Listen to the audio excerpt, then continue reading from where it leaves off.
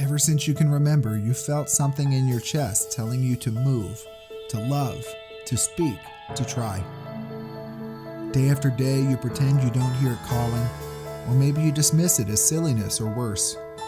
But it's there, ready for you, and it will wait for you as long as you need. My name is Johnny G, and I invite you to join me on a journey of awakening as we dare to embrace our light. This is Refractive.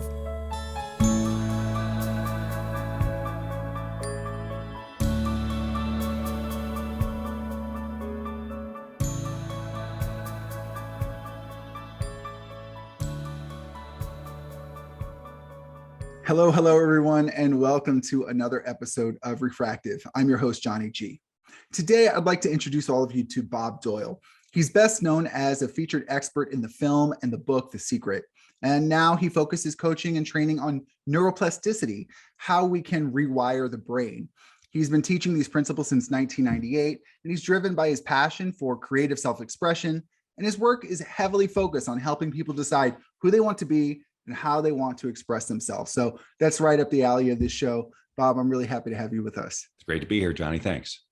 So this is a really interesting topic. We hear a lot about tapping into how the brain works and using it to be more effective and more authentic. And so how did you get involved with this idea of neuroplasticity, and what is that all about? Well, the shortest answer I can give you is after teaching law of attraction for 20 years, which is very metaphysical in nature, and even though I had always tried to approach it as scientifically as possible, people were just getting so hung up on the ins and outs of the law of attraction and vibration and vision boards and all of the tools and techniques out there that they weren't focused on what really made a difference in transformation. And that was, who do they want to be? And then let's start being that. You got to be the person you need to be to attract all this stuff you're trying to attract. And it was just slowing people down so much that when I had my own sort of, hey, wait a minute, moment, I just changed everything. And it's not that I don't talk about the law of attraction sometimes in the background, but I don't put my focus there anymore. My main message here, and I'm sure everybody listening knows, our brains can change. That's fantastic news. So now it's just about so how do we go about changing it the way we want, and how do we know what that is? And that's the work I do.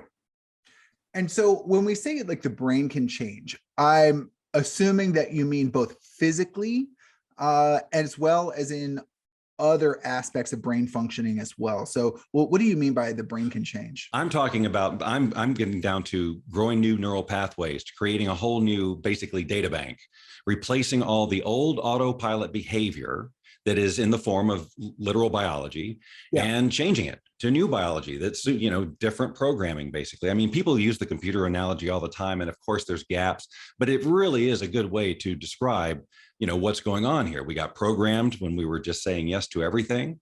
Our brains got wired that way. That's in there. But as we learn new things, our brain grows new neural pathways to support that learning. And as long as we don't keep feeding the old stuff, the same conversations, eventually that just kind of withers. And so now we have all the strength and we create new autopilot behavior as we go through life. But so much of it is unconscious that we start thinking, things about ourselves that aren't true in terms of what's possible. So I would imagine that just as a feature of living, we change our brain functioning without being aware of it. Like when we outgrow fears, or when we maybe even when we kind of fall out of love with someone in a relationship. I don't know exactly how this works, but I'm wondering, could you contrast for us how it works when you're intentionally making these shifts versus how it might naturally occur? Yes. Well, first of all, it's a lot more uncomfortable because and that's why people, that really in the terms of personal development, that's why I believe most people bail, is because it gets significantly more uncomfortable than they're used to, even though they may already be uncomfortable in life, which is why they want to change. But when we are now going, because just like you said, we've coasted through life. And for the most part, we've been wired sort of automatically based on our environment. And if we weren't conscious about the fact that, hey, it's important that we assess what goes in here, then we can have all kinds of weird, faulty wiring that isn't even our own beliefs, that we got them from somebody else, and they're absolutely not serving us. So recognizing all of those and and saying, oh, wait a minute, that's just wiring, that's not the truth, is super, super powerful. And so then we just, again, it's so when we decide we're going to make a change, then we immediately come up against or very soon come up against the limits of our wiring. Okay, we don't know any more about this. There's a lot of unknown, and that's just sort of naturally uncomfortable. But here's the thing, and I just, discomfort in learning a new thing is all the time. If we learn a new language, there's discomfort. When we were learning to walk, there's discomfort. Everything that was worth learning and that was non-negotiable in our life came with some degree of discomfort. It's just a natural part of it. But somehow when we take on personal transformation, I'm going to make my life better, there's only a certain amount of discomfort they will tolerate before they start going back to, oh, well, I guess in some circles, it's the universe doesn't want it for me. That's their bailout. Or it's just like, but mostly it's, I have no more resources. I don't know I don't know what action to take. And that's where most people get stopped. Help me kind of understand and maybe reframe my perspective on this. So let's say I have a tendency at work to be, sharp with people. I'm not pleasant. I'm kind of impatient. I'm critical. And so I understand that this is a pattern in me and I don't like it. Right. It doesn't jive with the values that I claim. Yes. Okay. Even though it's a pattern in my life. And so what's the difference between me just catching myself and saying, okay, yeah, I'm not going to do that because I don't like who I am when I do that, versus a more structured form of this skill that you're talking about. So it's natural. This is my whole message is this can be so much more simple because it's just learning. So how do we learn anything? It's just repetition. And we don't keep conflicting the information. We stay consistent with this information until it becomes wired in us. That is all we're doing. We're learning new behavior here. So if we know we don't want to be this way, we don't want to be so reactive or whatever, that's the first step. And that's huge. A lot of people don't even see that in themselves, right? They just think, hey, what's wrong with everybody? And they totally justify. But if they get to that point, then this is where the magic of our brain, this thing that we were built with to truly create our experience of reality, comes into play. It's why we have the ability to imagine things and visualize. We get to visualize how we'd like to be. What would it feel? By the way, we get to do it a million different ways until we find one we like, and it costs no money to do it. So we do this and we build this image. And at first we don't know. So we use contrast. Well, we know we don't like this. What might be the opposite? Anyway, we just use our imaginations for what it was created for, that is to create our lives that we want. But if we don't use it that way, it's just running on autopilot, telling you all kinds of stuff, and it's super powerful and it's guiding your behavior that is getting your results. So, but just really understanding who do I want to be is really the first step, and visualizing it, because through that visualizing, you literally do begin to change your brain. There's plenty of studies on that. I'm sure about, athletes and musicians, and they're visualizing their practice and it's making a difference. And we get to do the same thing and we don't do it. What are the reasons people come to you for help? Well, they want to get to their next level. They've realized their limitations. They feel like they're stuck. They keep doing the same behavior. The same things keep happening. They keep running into the same. So there's programs running, right? It's just they have a behavior that is getting them a specific kind of results. So we just need to help them to examine the behavior. And if they don't like their results, if they want change, then we look at the behaviors that are probably running on autopilot, that they've justified and don't even really think of as behaviors. Shine the light on them and say, hey, so now let's think of some other ways that you could be in this situation where you'd feel more empowered or where you'd move closer to your goals. And we just start playing with it. It is a fun, creative exercise to design our lives. And so many of us just get so serious about it. I've got to figure out who I'm supposed to be. No, you get to decide based on those passions and those things that are in you, pulling at you, telling you, boy, wouldn't it be great if you could do this? Well, you can. But you just have some learning to do. I mean, this really dovetails nicely with so much of the things that you hear from spiritual thought leaders. Whether it's we create our reality, whether it's about, like you said, kind of the law of attraction, whether, the whole Neville Goddard type stuff, all of that seems to really harmonize with this. And I wonder, how did you get led to focus on this particular topic, deepen your knowledge about it, and then decide to kind of spread it around? It was actually, I was about 3 years ago, I think, I was rereading The Science of Getting Rich, the Wallace D. Wattles book, 1910 or something. And I read it when I first started my journey, and I'm like, okay, I get it, visualize that, I get it. And I put it aside.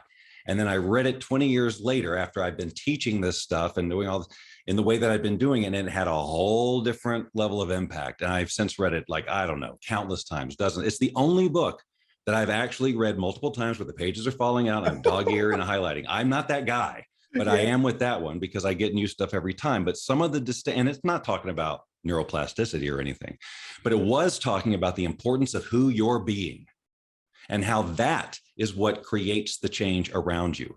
And so in some conversations, law of attraction conversations, it's about the energy you're putting out, and then you're the vibration and you're matching. But on just a real earth plane here, who you be, the actions you take, get the results. It's that simple. So if you don't like your results, you got to change your actions, who you're being. And what determines that? It's your wiring. So we get in there and we change your wiring. So we're going directly to it, your brain, that whole control center, and programming it the way that it's meant to be. However you want. When I have thought about redesigning my own life and using that intentionality to shape my future pathways, I've always felt that my motivations played a really important role in this. And that, for example, if I wanted to, I'll just be hypothetical. So let's say I wanted to create a timeline where I don't need to ever worry about money, right? Like it's just not a concern. I always kind of believed, and I don't really have any basis for this, just my gut, that if my motivation is based on fear and ego, like I want money, I want to be awesome, I want to be at this particular status, that this would interfere with my ability to bring this reality forward. Whereas if it was based in love, right? It's like, I just want to live a free life, an easy life. I just want to flow with life. Then that's a different story. And I wonder what your thoughts are on that. Was I correct in that kind of distorts the ability to do that? Or is maybe the motivation irrelevant? No. I think the motivation is huge, especially if it's important to you, because it's when you're going to reach that resistance. You're going to reach the edge of your wiring, and every piece of your brain is going to tell you why you can't go to the next step, why you shouldn't. You've got all the evidence in the world that says you can't go any further than this. You've done it over and over and over again. The only thing that's going to pull you through that is massive motivation, is understand. Again, like walking and talking, it was non-negotiable. You got to make that sucker non-negotiable if you really want to have that powerful breakthrough. And now let's talk about if you're coming at it from, I got to have it, the ego and that kind of stuff.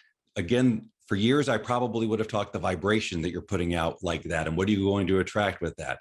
But let's just, again, bring it down to real life. If that's what's guiding you, you're going to be different in the world. You're going to say different things. You're going to make different meaning. You're going to give different facial expressions. The tone of your voice is going to be different. You're going to have micro expressions in every conversation that you have that telegraphs your fear and your ego.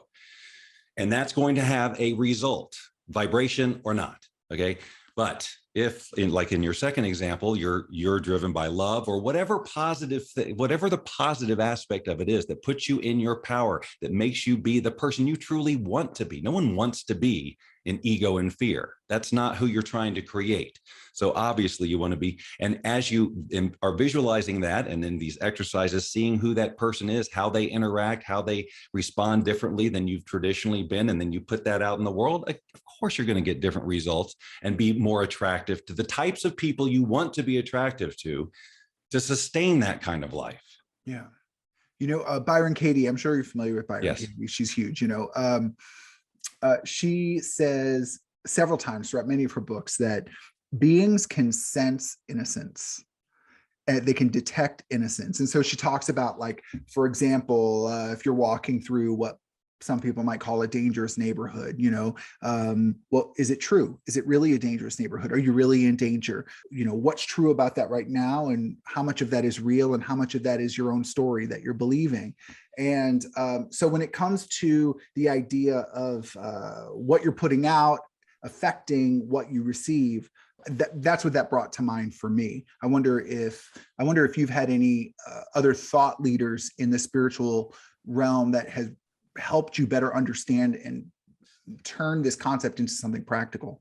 Well, I think, again, if a thought leader, I always point to this guy, Andy Shaw, who I haven't really talked to in a few years. He did a book called A Bug-Free Mind, two of them.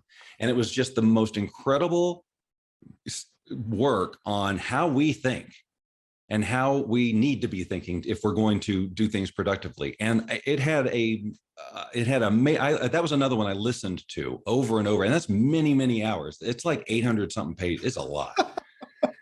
But it just spoke to me, spoke to my intellect. Like I'm the son of a school teacher. I'm not a woo-woo guy, although, I've been in the law of attraction role for 20 years. So I've touched the woo-woo, and look, just to not disparage woo-woo, I see it's all as science. It's just a different science than most people talk about. So I got no problem with it, except that the problem with the woo-woo aspect of it is, first of all, people basically like me won't ever even listen to it. Right? They're just not, that's not my thing. It's all nonsense. So I can't reach them. With my message now and the way that I'm doing it, I'm getting results faster. Anyone can understand the brain can change, and anyone can understand that they can change their brain now, because if they learn a new thing, there's some changes going on. We just show people how simple this really is. We're just learning. We've learned behaviors. We've learned ways of being. We've learned Spanish. We've learned this recipe. We can learn new everything. But we have, just like we learn anything else, it's got to be constant. And most people approach their personal development like a program that they'll spend a couple of hours a day on or whatever. And you've got to rewire your brain if it's going to be a lasting transformation. We are trying to create a new autopilot for you, not where it's constantly you're working on improving. Like you get to evolve. Our whole coaching thing is called Evolve Your Excellence, because that's what we're doing. We're just taking as how awesome you are right now, and we're going to evolve that through this. Again, it was given to us. This brain, it's incredible what we can do. And most of us are squandering it and using it against ourselves. Yes. Listen, I'm cheering for you on the sidelines right now, because I agree with that fully. As I said earlier, I'm sure that we do this on our own without even knowing we do it, as we evolve through life, as we grow, as our perspective changes.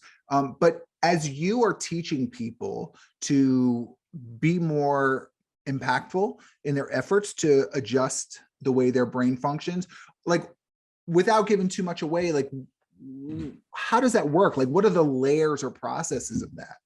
Well, so I don't mind giving it away. I mean, I can tell people exactly how I do everything, but if they reach the limits of their wiring and they don't have a reference point, they're probably going to stop anyway, for all the reasons that we talk about. And again, It's not their problem. It's nothing wrong with them. It's just everybody's doing the best they can. Yes. But they got to be able to see that there are other possibilities. Someone needs to keep reminding them, and so on. So but the process really is about, first, like, let's say you want to learn anything. What do you want to learn? I want to learn to be that person, because that person has this life that I envision. And, we help them develop that over the time, but that's what we do. So now it's like life becomes the classroom to learn how to be that person.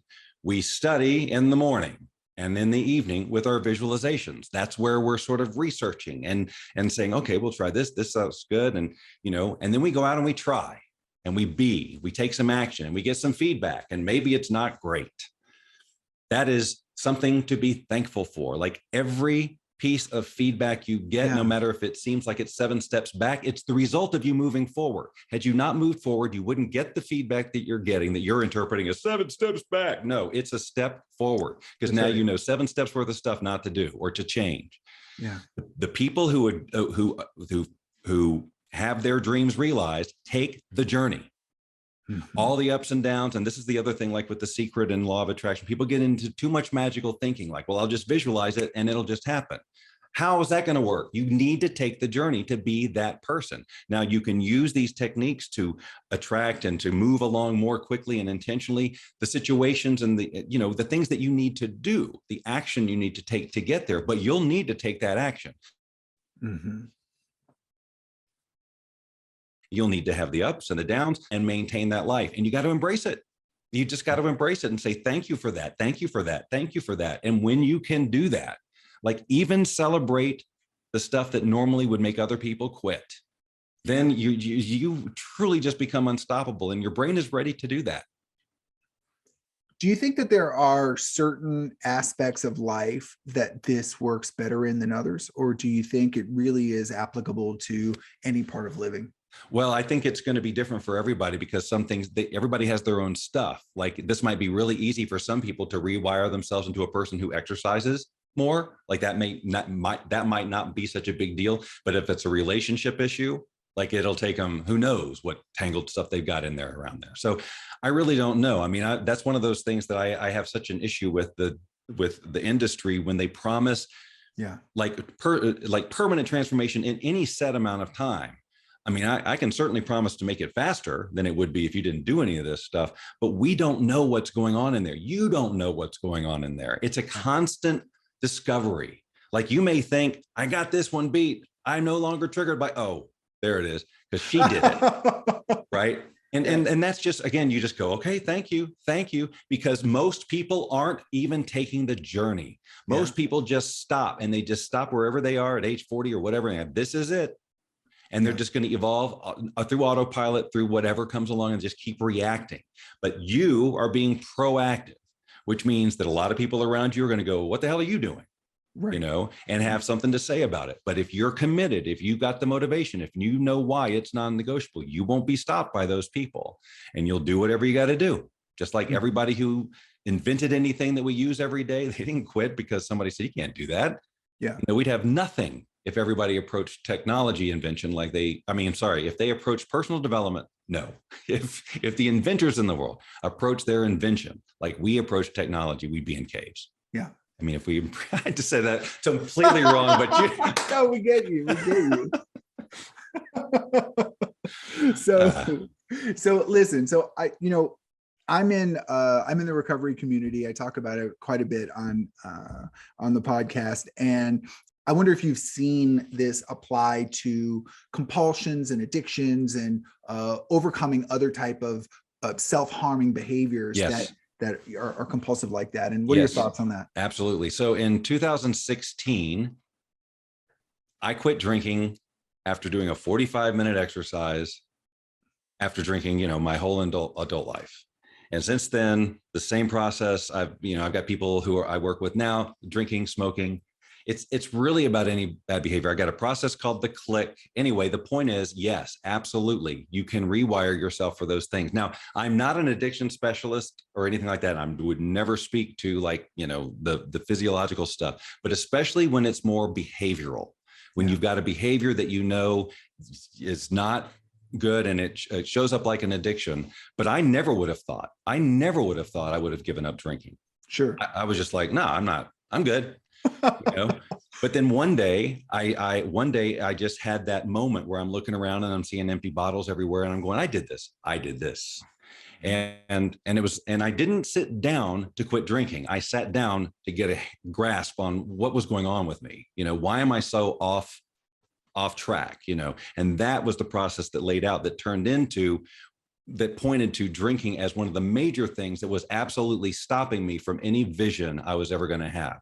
And when I made the vision non-negotiable, well, then drinking became negotiable. And then I also looked at, well, what are the downsides of quitting drinking? Part of the process was to look at, but what do I give up if I quit drinking? And, it was all that ego stuff, like, well, what if I don't know what to say at parties, and just stupid stuff. And just seeing it like that was like, okay, this behavior is costing me basically everything. And I felt like I was managing it, like I got this, but then I realized that I can manage, I can continue that life but that's not the life I want. So that switch, so that made it non-negotiable is my point. When someone can make it non-negotiable, then we can just go through the process. There's lots and lots of tools to deal with the chemical stuff that comes up in the moment of emotion and all kinds of stuff. So there's a way, but you got to have that will. Mm-hmm. In the recovery community, there's a point that you hear from time to time that really expectations are a lot of the root of our problems in life, because having an expectation in a certain way is the opposite of acceptance, right? Accepting what is and accepting what's now. Yes. And that, when I expect someone that I have a date with to show up on time and they don't show up on time, then I get upset. Whereas if that's not the expectation I set, when I don't expect my value or my level of respect to be linked to this person's punctuality, then I don't get so upset by it.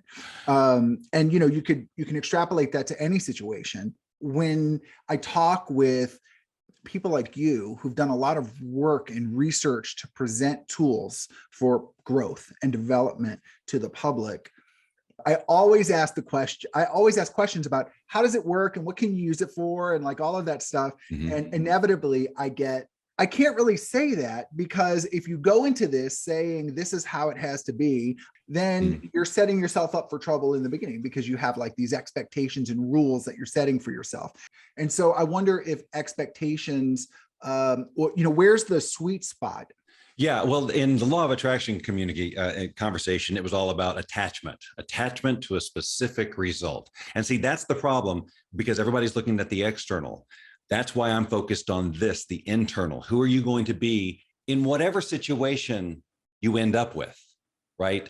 So you use this vision, this goal of the external to guide shaping you as the person that you want to be. But it may show up in a different way. You may take a completely different journey somewhere along the line, but you were drawn to that point by getting clarity now about who you wanted to be now. So that's why it's so variant, because we don't know when a person is going to celebrate that they've gotten there or let themselves anyway. There's so much to it. But again, it just keeps going back to, I want to uncomplicate this. If you have a brain and you can change the predominant information you send to it, you can change your predominant behavior and get different results in your life. It's all about what is stopping you from being consistent with that. What are the things, the ideas, the habits, whatever, that are stopping you from sending that new consistent signal? Because that's the work, is eliminating that as much as possible. And that's catching it and catching it and catching it. And it shows up in all different ways. Mm-hmm.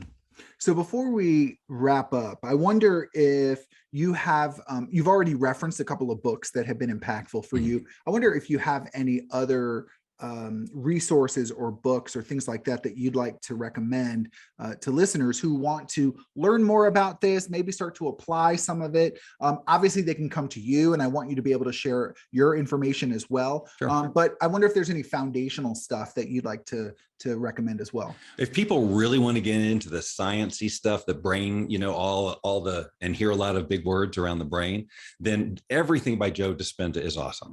I mean, can you spell his last name? Dr. Joe Dispenza. Dispenza is Dispenza. Okay, thank you. And he's done just tons of work on the brain and rewiring specifically. So, and he's got a lot of meditations. He's very, very, very well known in the space. Mm-hmm. Yeah. And so I just don't spend a lot of time on all the sciencey brain stuff, because that's what I got into with the law of attraction, was like breaking it down and showing all this. And then just people are trying to grasp that. And it's like, okay, that's not what you need to know. You don't need to know that. And so I'm like, your brain can change. Let's change it. And if you want to know all the chemistry, and I feel like I say enough, where people get it. But if they really want to get into peptides and all that stuff, there's lots of information out there. And Dr. Joe's like among the top. Mm-hmm. And what about on the other side of it? Less science and more spirituality. Are there any? The book that changed my life and got me going down this path with the law of attraction in the first place and had the lights come on was a book called A Happy Pocket Full of Money by a guy named David Cameron Gikandi, Gikandi, I think. Okay. And he ended up being the creative director for The Secret, creative consultant for The Secret. And they found him through me talking about the impact that it had on me. Okay. So it kind of bridges the whole thing. It has spiritual aspects and the science aspect, but like I said, it's what turned on my lights around sort of the quantum physics, if you will, of thought, like that my thoughts are actually having an impact. I mean, I talk about it differently now, but back then it's all I needed. Mm-hmm. Mm-hmm. All right. And so if people want to come directly to you to learn more about how they can implement some of these changes, what would you recommend? Well, the front door to everything I'm doing right now is this quiz that I have. And the purpose of the quiz is just to help you notice, to put a spotlight on any autopilot behavior you may not be aware of, because a lot of it we aren't conscious of. And armed with that, we give you some ideas on, okay, knowing this now, here are some things you can do every day to maybe start to rewire the way that you want. And so you can take that quiz. It's free. Takes a minute, and it's tptquiz.com for transformationpersonalitytype.com. My main website is meetbobdoyle.com, but I'm all over the place. I'm so easy to find on Facebook, YouTube, Instagram. It's just a name search away. Well, Bob, I'm so happy that you came on the show. So thank you for that. Thank you, Johnny. Appreciate it. All right, everyone. Thank you so much for tuning in today. If you have any questions, don't hesitate to reach out. You can look in the show notes to find more information. And as you go out in the day, never forget to aim your light. Take care. You've been listening to Refractive Podcast, and this is Johnny G. If you found today's content uplifting, if you think it might make somebody's day better, give it a share on social media, click like, subscribe. All those things help to expand this podcast's availability to new audiences. I'm a speaker, a coach, and a facilitator based out of Washington, D.C., but I travel a lot. If you think I can be of service to you or to your organization, help people get unstuck or move into their authentic power, shoot me an email. My email address is refractivepodcast@gmail.com. Take care. Thanks for listening, and aim your light.